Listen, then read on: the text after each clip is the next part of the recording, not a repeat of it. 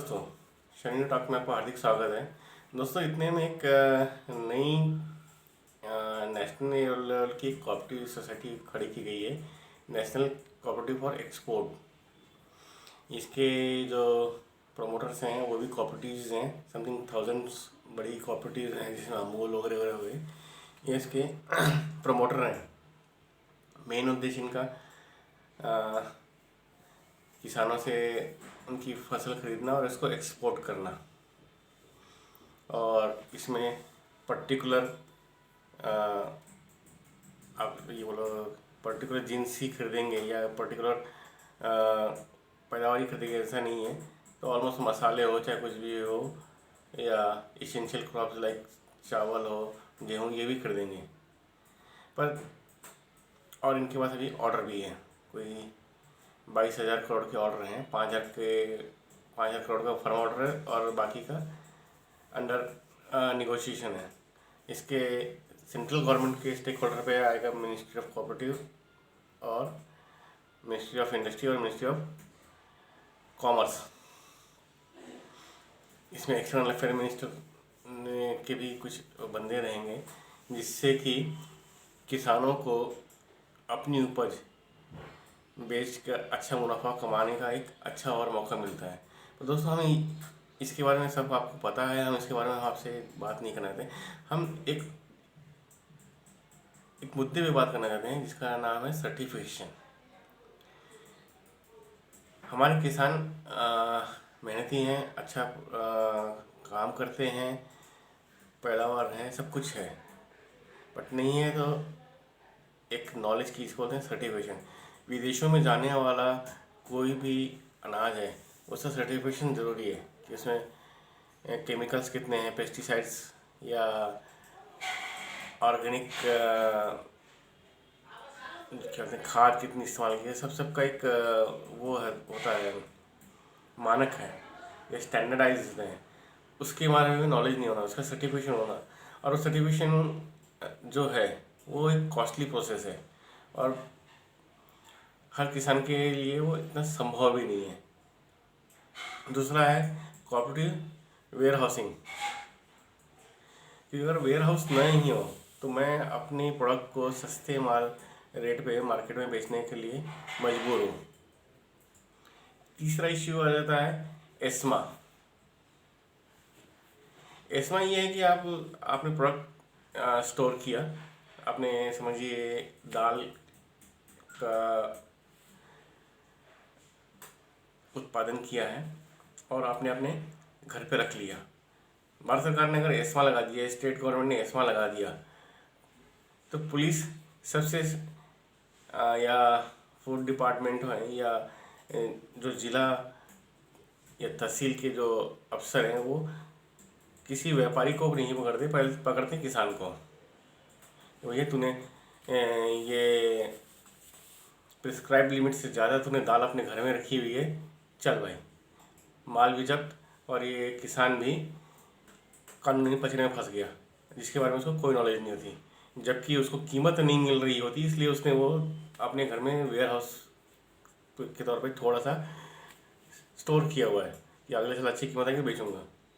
इधर कीमत बढ़ी, इधर स्टार्ट हुआ। ये जो 3-4 चीज़ इश्यूज़ हैं, सर्टिफिकेशन, एस्मा और क्या होते हैं अपना वेयर हाउसिंग, पैक्स और ये मल्टी स्टेट कोऑपरेटिव सोसाइटी और ये एक्सपोर्ट सोसाइटी, ये मिलके इसको बहुत हद तक किसानों को राहत दे सकती हैं, मदद कर सकती हैं। क्योंकि एक कोऑपरेटिव सोसाइटी ने सर्टिफिकेशन के लिए किसानों से आवेदन मांगे। किसानों ने भैया हमारा ऑर्गेनिक प्रोडक्ट है, आप इसका सर्टिफिकेशन करके दो, वाट एवर उनकी कॉस्ट होगी वो किसान देने को राजी होता है, कोई मना ही नहीं, पर उसको गाइड करके उसको करके देने वाला चाहिए, एक चीज़। दूसरा, उसका उत्पादन कहाँ बिकने वाला है, कौन सा प्रोडक्ट लगाना है, कि कौन सा जीन्स लगाएं, वो पता चलता रहेगा। क्योंकि कोऑपरेटिव सोसाइटी अपने मेंबरों को बेनिफिट देने के लिए तो ये पहले बताएगी कि भैया आपने ये लगाना है, इसका उत्पादन करना है, इस तरह से उत्पादन करना है, उसके टेक नो हाउ सब उनको दिया जाएगा। तो स्लोली एंड स्टेडीली एक किसान डाइवर्सिफाइड क्रॉप्स लेके मार्केट की नीड को देखते हुए, समझते हुए, उसके इनसाइट को देखते हुए अपना उत्पादन करेगा। अधिक उपज नहीं होगी कि हम देखते हैं टमाटर एक बार लोगों के खाने से गायब, प्लेट से गायब होती है और दूसरे दिन पता चलता है किसान उसको सड़कों पर फेंक रहे हैं क्योंकि उनको लागत कॉस्ट भी नहीं निकल रही। तो इन सब चीज़ों से बचा जा सकता है। ऊपर से एक्सपोर्ट में अगर सरकार ने इसको गवर्नमेंट टू गवर्नमेंट प्रोक्योरमेंट का जो अभी चल रहा है, ये मैंने एक वीडियो भी बनाया था कि भाई गवर्नमेंट अचानक ही बंद कर देती है तो हम मार्केट लूज़ करते हैं, बट उसके अगेंस्ट गवर्नमेंट मार्केट फोर्सेस के बजाय गवर्नमेंट टू गवर्नमेंट एक्सपोर्ट कर रही है। तो गवर्नमेंट टू गवर्नमेंट एक्सपोर्ट हो रहा है, वहाँ पे हम इन कॉपरेटिव्स को भी ले सकते हैं जिससे कि अच्छी कीमत हमारे किसानों को उनकी उपज की मिल सके, क्योंकि इसमें जो भी प्रॉफिट होगा 50% तो किसानों को ट्रांसफ़र हो जाएगा, यानी एक एडिशनल रेवेन्यू का जो है किसानों के हाथ में आ जाएगा। अब ये दो जैसे कर रहे हैं आप, तो आप एक चीज़ समझ लीजिए कि किसान जितना लिटरेट हो जाएगा और जितने आप कंप्लायंसेस किसानों के ऊपर से हटाएंगे, जैसे एस्मा में आपने लगा रखा कि भाई आप स्टोरेज नहीं कर सकते, पर किसान को थोड़ा पता है उसके बारे में, गांव के किसान को कुछ पता ही नहीं है कि एस्मा लग गया। वो तो चलो पुलिस आती है और घर में पुलिस आई तो हमारी भारतीय सोसाइटी हो या दुनिया की हो, वो समझ लेते हैं कि ये चोर है, यानी बिना कुछ किए उसको एक तमगा लग जाता है और उसको वो ऑलमोस्ट समाज से बहिष्कृत हो जाता है। तो कंप्लायंसेस वगैरह हैं, इसके बारे में उनको नॉलेज हो जाएगी कैसा होगा। और कोऑपरेटिव और पैक्स मिल के अगर वेयर हाउसिंग करेंगे, वहाँ पे मैंने अपना प्रोडक्ट रख दिया तो एक कानूनी पचड़े से भी बचा जा सकता है। और जो एक्सप्लॉटेशन होता है कि सस्ते में माल खरीद लेते हैं व्यापारी और उनको पैसा नहीं मिलता, साल साल उनको पैसा नहीं मिलता, इन सब चीज़ों से निजात मिल सकती है। और गवर्नमेंट के लिए भी एक होगा कि भाई हमारे उनके पास एक एजेंसी है जो डिसेंट्रलाइज्ड है, ग्राउंड लेवल पे जाके काम कर रही है, प्रोक्योरमेंट करके गवर्नमेंट को दे रही है और गवर्नमेंट की मदद से वो एक्सपोर्ट कर रही है। तो एक हमें एक कंसिस्टेंट मार्केट मिल जाएगा, मार्केट में हम कंसिस्टेंटली खड़े रहेंगे कि भैया ये रिलायबल सप्लायर है, माल दे रहे हैं। उस चीज़ से हट जाएंगे हम, गवर्नमेंट का भी एक बर्डन कम हो जाएगा। किसानों को अपलिफ्ट करने के लिए वो जो योजनाएं बनाती हैं वो अपने आप बना लेंगे। ऐसा नहीं है कि उनके अंदर कैपेबिलिटी नहीं है, समझ नहीं है, जो नहीं है वो है सिर्फ और सिर्फ एक हैंड होल्डिंग की।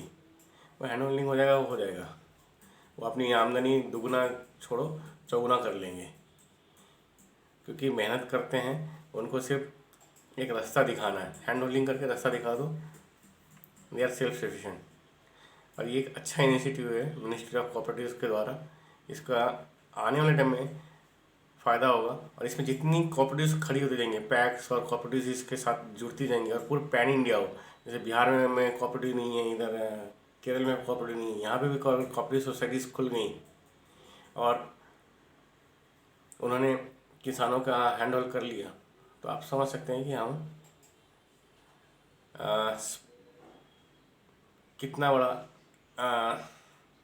मार्केट अपने लिए खड़ा कर रहे हैं, क्योंकि पुराने ज़माने में भी हम मसालों का ही मैक्सिमम व्यापार करते थे। जो प्रॉस्पेरिटी थी वो जो थी वो खाने पीने का सामान और मसाले, यही था। उससे हमने अपने देश को सोने की चिड़िया बना रखा था। आप सोच लिए क्या हो सकता है। ये जस्ट एक छोटी सी शुरुआत है, पर राइट डायरेक्शन में सही वक्त पे लिया गया निर्णय है और सही वक्त पे उठाया गया कदम है। इसका पॉजिटिव परिणाम आप और मैं आने वाले समय में देखेंगे। आज हम यहीं रुकेंगे। शनिवार टॉक में आपसे फिर मिलते हैं नए विषय के साथ। तब तक के लिए नमस्कार।